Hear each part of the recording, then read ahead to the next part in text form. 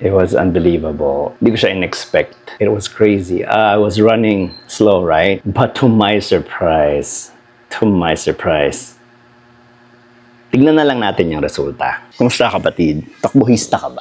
Today is Thursday, July 2nd of 2026. Ang takbo natin, 8K easy. Not zone 2 but easy. Pero baka mag zone 2 lang ako. Depende kasi gusto kong parang i-master yung zone 2 for some reason. Kailangan ko ba o hindi? Actually, hindi ko sure kung kailangan ko siya o hindi. Pero parang na-enjoy ko siya. Kasi ganun din bumibilis din ako sa zone 2. Parang kung ano yung takbo ko ng 145 na sa HR, parang yun na yung nasa 135 ko ngayon. So, iniisip ko, i-polish ko ba yung 135 na yan? Or stick ako sa faster than 135? And last stress na, walang araw, na nakatakot baka umulan. Nakamotor tayo. Anyway, kailangan na nating umalis kasi baka abutin tayo ng ulan. So, punta na tayo sa site. Tingnan natin kung ano matututunan natin today. By the way, this is Grit J at ako isang takbohista.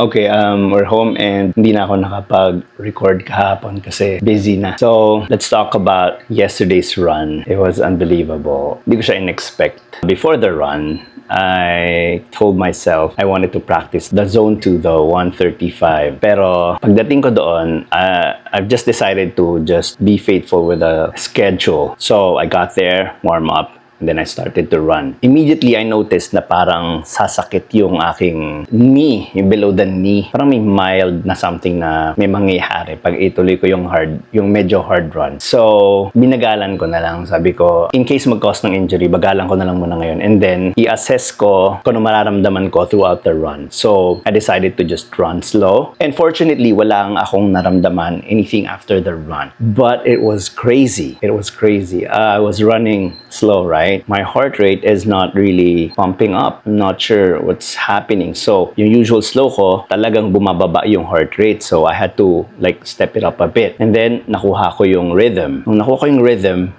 parang may something. Hindi ko pa masabi kasi yung run ko the other day was just 6K. Yung nag 135 ako. So, ito, hindi ko pa sure kung anong resulta kasi 8K. Siyempre, nag-add tayo ng 2 kilometers. Medyo pagod na tayo dyan. But to my surprise, tignan na lang natin yung resulta. Bam! 8 kilometer.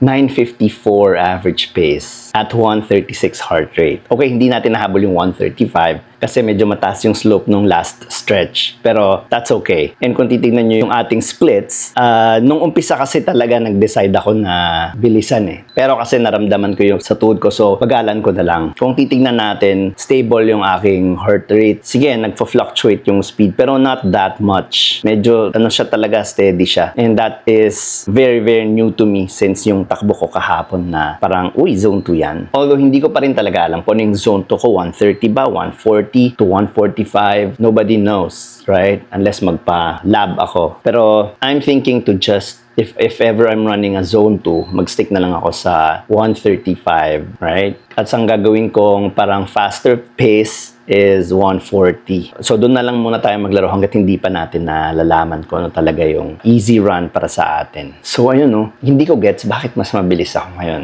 And today's Run Friday, 6 kilometer zone 2 na naman tayo in preparation for Saturday's run, which is a 10K easy. So, ayun Imamonitor ko pa rin yung aking tuhod kung may maramdaman ba akong masakit. Kasi weird, first time ko siyang naramdaman kahapon. And yung theme natin dito sa channel natin is longevity, right? So, if ever may maramdaman tayo, we are always being cautious. Pwede naman nating ituloy, di ba? Kaya naman. Kaso, ang fear ko lang talaga is, what if magkaroon ng injury, di ba? Ang mahirap kasi pag nagka-injury, mapapastop tayo ng medyo mahabang panahon. So, yun yung piniprevent natin. And yun, the plan is to continue running and observe kung meron pa tayong progress. For me, definitely may progress ako in yesterday's run. I'm not so sure pero I'll take it as a win. Anyway, mahaba na yung video. How about you? Takbohista ka na ba? Maraming salamat for watching. Have an amazing rest of your day. See you guys on the next one.